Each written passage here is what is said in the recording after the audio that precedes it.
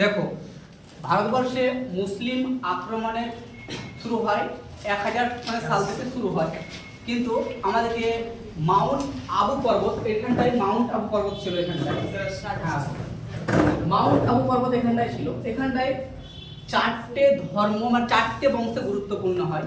একটি হচ্ছে প্রতিহার, পাহামার, চালঙ্গ, আর একটা ছিল চুহান, যেটা হচ্ছে যে চলঙ্গ। তার মধ্যে চুহান বংশের মধ্যে আমরা দেখছি চুহান বংশ, এর চুহান বংশের রাজধানী ছিল আজমির। চুহান বংশের রাজধানী কি?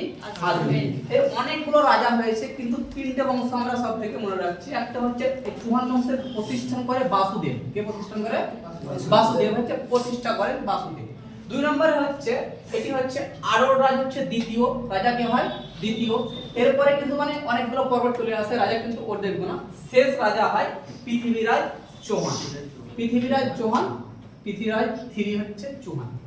এটা ছিল আমাদের আজমিরের এখানটায় রাজধানী, এটা ছিল আজমির, এবং এখানটায় ছিল মালবা।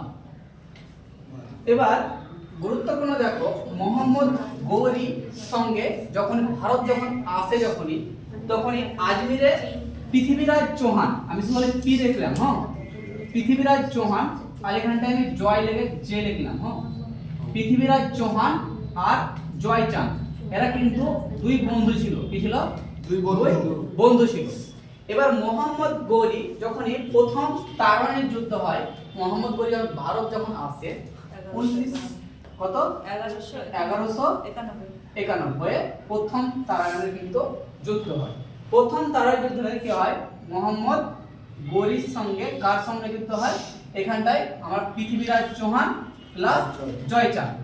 এই জয়চাঁদ কিন্তু এই পৃথিবীরাজ চৌহান দুজনে একসঙ্গে জোট হয়ে কিন্তু মোহাম্মদ গৌরীকে কিন্তু কি করে? হারিয়ে দেয়। মোহাম্মদ গৌরীকে কিন্তু হারিয়ে দেয়। এই দুই বন্ধু গুরুত্বপূর্ণ একটা ভূমিকা পালন করে। দুই বন্ধু ছিল যখনই, এক ছিল আজমিরের রাজা, এক ছিল মালবা শাসক। দুই শাসক ছিল, দুই শাসক, এবং মোহাম্মদ গৌরীকে আত্মারা করে ফেলে রেখে দিয়েছিল। সেই সময় মোহাম্মদ গৌরী এবং দেখেছি পৃথিবীরাজ চৌহান দেখে আমাদের ভারতবর্ষের লোক একবারে ডাইরেক্ট ওকে মারতে পারবো না, ওকে ছেড়ে দিই, আবার ভারতে ঠিকঠাক হয়ে যাবে। কিন্তু ও তাকে ছেড়ে দিলে চলে গেল, ঠিকঠাক বাড়ি চলে গেল। এবং বাড়ি চলে যাওয়ার পর কি হয়, এই দুই বন্ধু তো মিত্রতা খুব একটা ভালো ছিল, কিন্তু আজমেরের যে পৃথিবীরাজ চৌহান ছিল, মানে সে খুব একটা ইয়াং ছিল, মানে যুবক যাকে বলে সেরকম ছিল। আর জয়চাঁদ যে ছিল, ও একটু বয়স্ক টাইপের ছিল, মানে বয়স্ক না আমাদের বাবাদের সময়।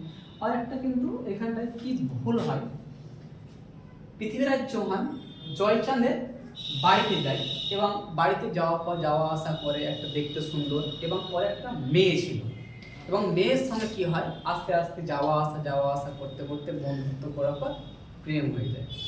এই প্রেমে কিন্তু এদের কি করে, এদের প্রেম হওয়ার পর এদের এবার বাওয়ালি শুরু হয়। যখন এই প্রেম করতে লাগে এবার কার সঙ্গে, তার নাম ছিল সঙ্গীতা বা সাঙ্গীতা বলে, সঙ্গীতা। প্রেম হয় সঙ্গীতা। এবার কি হয়, গোপনে কিন্তু জানতে পেরে যায়। আর জানতে পারলে কি হয়, টার্গেট বেঁচে বিয়ে ফিক্স হয়। তো যখনই এই মালবার শাসক পৃথিবীরাজ চৌহানকে মানে পছন্দ, মানে বিয়ে মানে এরকম দুই বন্ধু ছিল, কিন্তু এটা চাইতো না যে ওর মেয়ের সঙ্গে ওর বিয়ে হোক। এবার দেখছি কি বিয়ে, তো এবার মেয়ে কিন্তু বয়স হয়ে গেছে, বিয়ে দিতে হবে। এরকম করে যদি এক রাজার সঙ্গে যদি সম্পর্ক রাখে, তোর বাবা জানতে পারে তো রাজা, তো একটা নাম বদনামের একটা ইয়ে আছে। সেই সময় কি করে, যে একটা মানে ওর টার্গেট বেঁচে এবার বিয়ে ফিক্স করে দেয়, যে কালকে তোমার দেখতে আসতে। আগে স্বয়ম্বর বলে, স্বয়ম্বর মানে হচ্ছে নিজের পছন্দের মেয়ে খুঁজে নিত কাকে বিয়ে করবো, মানে এরকম ভাবে সমস্ত রাজা ধরো এখানটায় রাজার বাড়ি দুই পাশে বসিয়ে দিয়েছে। এখানে সিট দিয়েছে, এখানে সিট দিয়েছে, এখানে সিট দিয়েছে, দুই সাইডে বসিয়ে আছে। এখান থেকে মেয়ে আসবে, পছন্দ করবে, যাকে পছন্দ হবে তার মালায় গলা পরিয়ে দিবে, এবং সে হয়ে যাবে ওর কি হাজবেন্ড হবে না, ওয়াইফ হবে, দুটো হাজবেন্ড ওয়াইফ দুটোই হবে। তাহলে এবার এখানটায় এবার একটা ভারী কনফিউশন কি লাগায় দেখো, এইদিকে মালবা শোনো এই একটা মানে এই কাজটা এরকম ভাবে চলবে। এই আজমের যে শাসক ছিল পৃথিবীরাজ চৌহান, মালবা শাসক, এবং ডেট ফিক্স করে দেয়। আর এই পাশে সঙ্গীতা ছিল, ও বলছে যে আমি স্বয়ম্বরে বসবো না, আমি তোমাকেই বিয়ে করব, আর স্বয়ম্বরে তোমাকে উপস্থিত দেখতে চাই।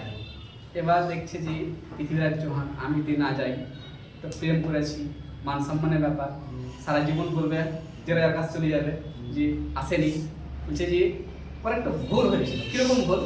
মানে এত বড় রাজাকে স্বয়ংবর বলেছে, আশেপাশে ধরো এখানকার এলাকা সমস্ত রাজার এলাকায় স্বয়ংবর বলে সব রাজারা চলে এসেছে।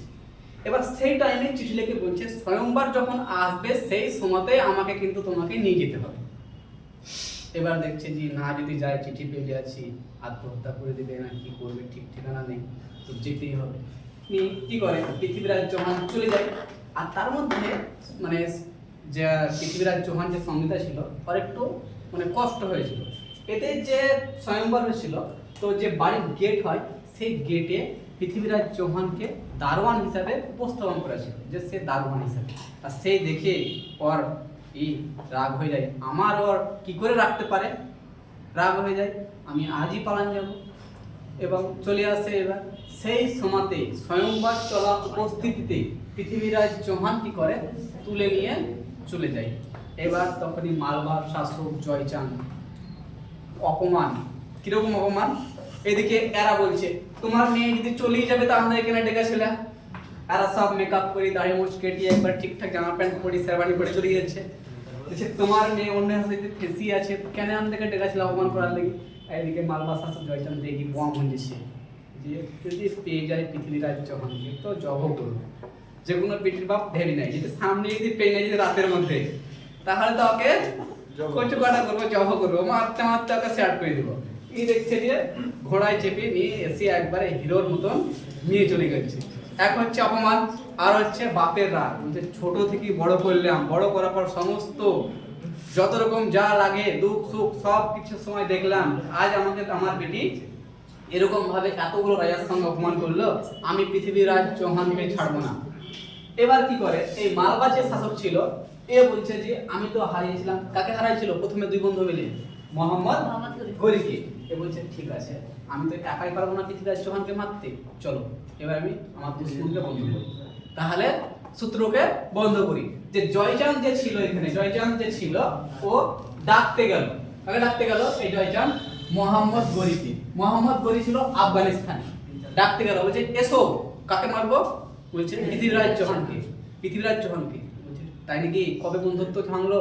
এত বন্ধু দুই বন্ধু মিলে আমাকে তো মেয়েরই সুলতান দিয়েছিল, আমি শুতেছিলাম 3 মাস গায়ে দুই পাশে হলদি লাগাই সেই ক্রিয়া করে ঠিকঠাক হলাম, 1 বছর মধ্যে তোমার বন্ধুত্ব কেটে গেল?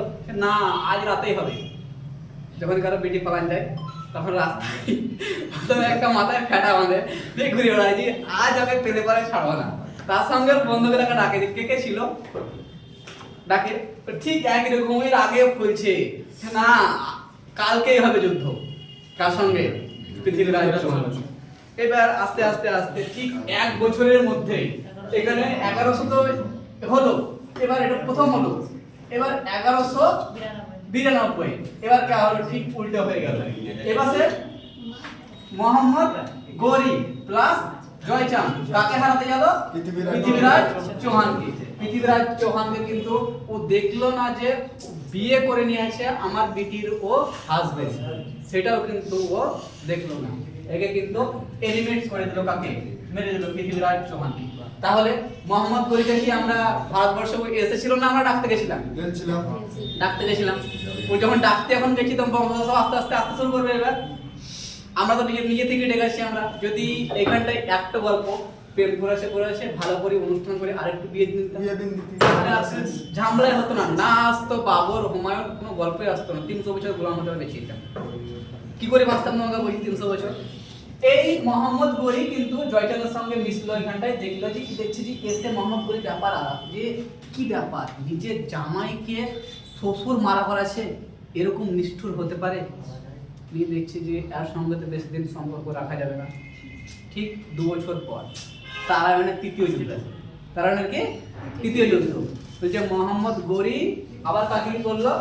জয়চাঁদকে গল্পসাত করে দিল। কাকে?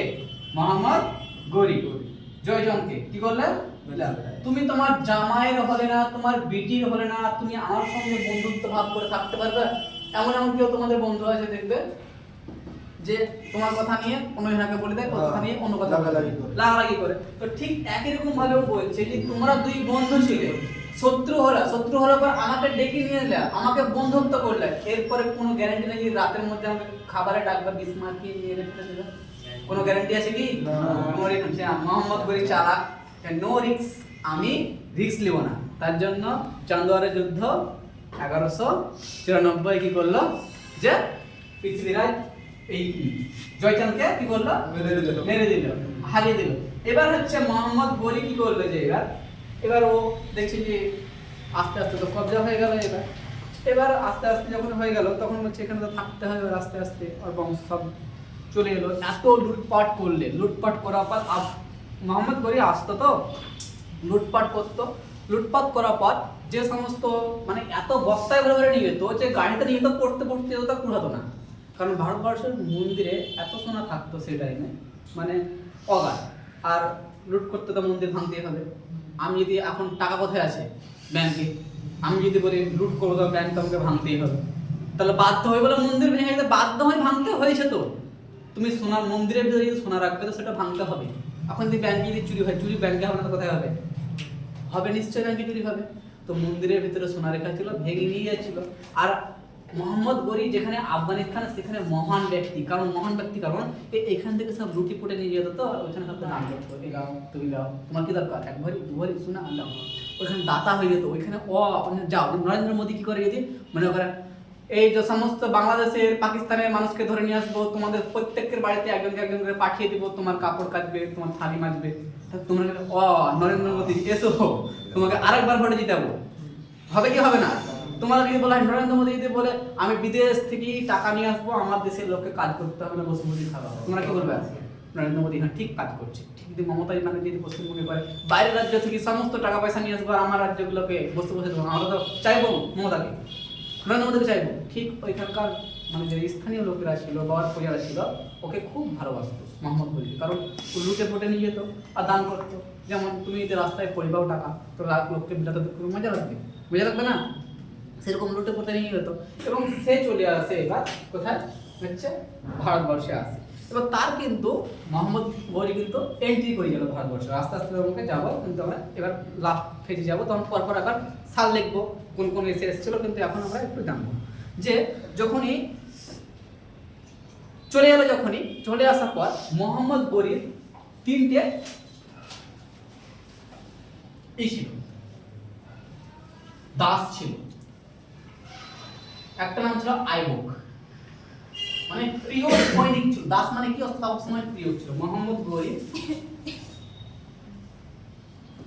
এমডি, মোহাম্মদ গনি হচ্ছে আইবক, কোবাজা ইয়ালদোজ, আইবক সব থেকে প্রিয়, মানে ঘরে অ্যাক্সেস ছিল। যেমন আমার কোনো বন্ধু বা কেউ চলে না, চলে এসে তোমার রুমে ঢুকে যাবে, চুপচাপ বসে শুয়ে থাকতে, সবসময় থাকবে, মানে এত বন্ধুত্বপূর্ণ ছিল। একবারে ঘরে চলে আসতো, বসে থাকতো। আর এখানটায় গন্ডগোল লাগায়, আর মোহাম্মদ গনির একটা মেয়ে ছিল, এবার ঘরে অ্যাক্সেস পেয়ে গেছে। এবার মোহাম্মদ গনির মেয়ে বলছে যে আমি চুড়ি কিনবো, তো ও তো ব্যস্ত আছে সব কিছুতে, কে নিয়ে আসবে? কিনে আইবক কিনে নিয়ে আসবে। এবার বলছে মোহাম্মদ গনি কিছু খাবে, কে কিনে নিয়ে আসবে? আইবক। দিতে যাবে কে? আইবক। তাহলে যখনই তোমাদের একটা ঘরে যখন একটু অ্যাক্সেস পেয়ে যাচ্ছে, যখনই সবসময় নজর রেখেছি, হ্যাঁ কি করছে, থালি মারছে, কখন যাবো, কথা বলবো। এই আস্তে আস্তে কিন্তু আইবক প্ল্যান করে দেখে একে আমার দরকার। আস্তে আস্তে আস্তে আস্তে আস্তে আস্তে কিন্তু হ্যাঁ কনফার্ম হয়ে যায়। এবং কি হয়ে যায় যে আইবক প্রেমে পড়ে যায় মোহাম্মদ গনির মেয়ের সাথে। এবার বলছে যে এবার জানতে পেরে ঠিক একই রকম অবস্থা। কি অবস্থা? একই রকম অবস্থা যে হয়েছিল পৃথ্বীরাজ চৌহান আর জয়চাঁদের নিয়ে। এবার মোহাম্মদ গনি তো যে কি বম হয়ে গেছে, যাকে আমি ঘরে থাকতে দিলাম আমার পিছিয়ে আমার খেয়েছি আর আমার মেয়ের পিছনে যাচ্ছি, বলছে রে কি বম হয়ে আছে, ও আয় তারপরটা পাই করে রেখে দিয়েছে। কিন্তু একটা কি ওর প্রিয় ছিল, অনেকগুলো যুদ্ধ জিতেছে, সেরকম ভাবে মারতেও পারে না। এবার ওর মেয়ে বলছে আব্বা খবরদার, দেখতে পাও না পৃথ্বীরাজ চৌহান আর জয়চন্দ্রের অবস্থা কি হয়েছিল, যদি মেনে নিত তো তুমি ভারতবর্ষে আসতেই পেতে না, পেতো? যদি মেনে নিত দুই ভাই প্রেম সম্পর্ক, তাহলে ভারতবর্ষে আসতে পেতো? আসতে পেতো না। এ বলছে যে আইবক আমার জান, আইবক ছাড়া আমি থাকতে পারবো না। এত অর্ডার হেভি মানে ছুটছে মোহাম্মদ গরি গেল ভাই ঠিক সমস্যা বলছিল ঠিক বলছি যদি আমি যদি মেরে দিয়ে যদি তাহলে বা আমাকে মাটি ফেলে আসবে বিদ্রোহ হয়ে যাবে তো কি করব দুজনের সঙ্গে আমরা বিয়ে করে দিই কিন্তু এখানে বুদ্ধিমান কাজ করলে কে বুদ্ধিমান কাজ করলে মোহাম্মদ গরি ভারতবর্ষে কি করলে এখানটায় পাঞ্জাবের এখানটা থেকে বিয়ে দিন দিলে যে বিয়ে দিন দেওয়ার বললে তোরা এইখানেই থাক এদের শাসন কর আফগানিস্তান কিন্তু ঘুরবি না চেলে পাতাকে ছাড়বো না এরা এখানে কিন্তু থাকতে শুরু করে দেয় মোহাম্মদ গরি এবং আইবক এবং আইবকের স্ত্রী তারপরে আস্তে আস্তে থামতে শুরু করে দেয় এবং এদের প্রেম কাহিনী হলো এবং আইবকেরও কিছুটা গোলাম ছিল ইলতুতমিশ ঠিক একই রকম সেম ফলো করছে যেমন ইলতুতমিশ পড়াবো ইলতুতমিশ ঠিক গোলাম ছিল ঠিক একই রকম একসাথে আইবকের শ্বশুর হচ্ছে ইলতুতমিশ এই একই রকম কেস করে আছে ইলতুতমিশ যে জায়গায় ছিল তো এখানটায় যে মেয়ে বিয়ে করলে বিয়ে এরপর মেয়ে হলো আর আইবকের গোলাম ছিল ইলতুতমিশ ঠিক একই রকম আর মেয়ে পড়লো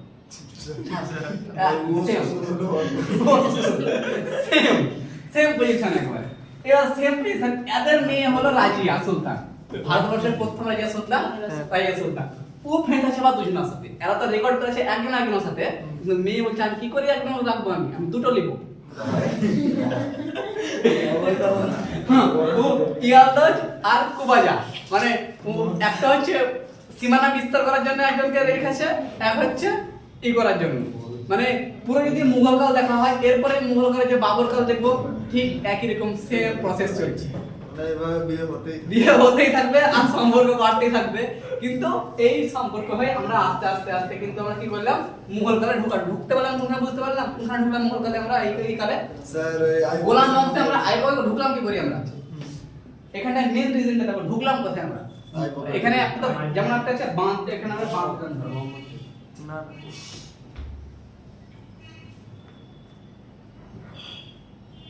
যেমন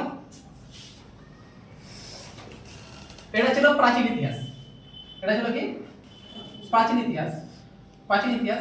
প্রাচীন ইতিহাসের মধ্যে সবথেকে বাধা যেটা ছিল পৃথিবীরাজ চৌহান এই পৃথিবীরাজ চৌহানকে কিন্তু মেরে ঢুকলো কে এমডি গরি এই পৃথিবীরাজ চৌহানের যদি বিয়ে হয়ে যেত জয়চাঁদের মেয়ের সঙ্গে তাহলে কিন্তু কোনো গল্পই আসতো না দুজনে আরো শক্তিশালী হয়ে যেত দুজনের সেনা এক করে দিত আরো নিজের এরিয়াকে কবজা করতো কিন্তু ভুল করলো সেই ভুলটা কিন্তু মোহাম্মদ গরি করলে না তারপরে মোহাম্মদ গরির পর আইবকও করলে না আইবকের পর ইলতুতমিশও করলে না ছেড়ে দিতে হবে তারপর রাজিয়া সুলতানাকে কিন্তু 40 সর্দার ছিল 40 সর্দার ছিল মানে রাজিয়া সুলতানের মধ্যে একটা গুরুত্বপূর্ণ ছিল সে মহিলা ছিল প্রচুর মানে দক্ষ শাসন ছিল সে একটাই ভুল করতো কি পুরুষদের পোশাক পরতো হাতির পিঠে চড়ে ঘুরে বেড়াতো 40কে মানতো না যে 40 সর্দার তৈরি করা ছিল সে মানতো না আমি সব এবার একটা জিনিস একটা ফলো করবে কোনো ছেলে চায় না কোনো মেয়ের অধীনে থাকতে সবসময়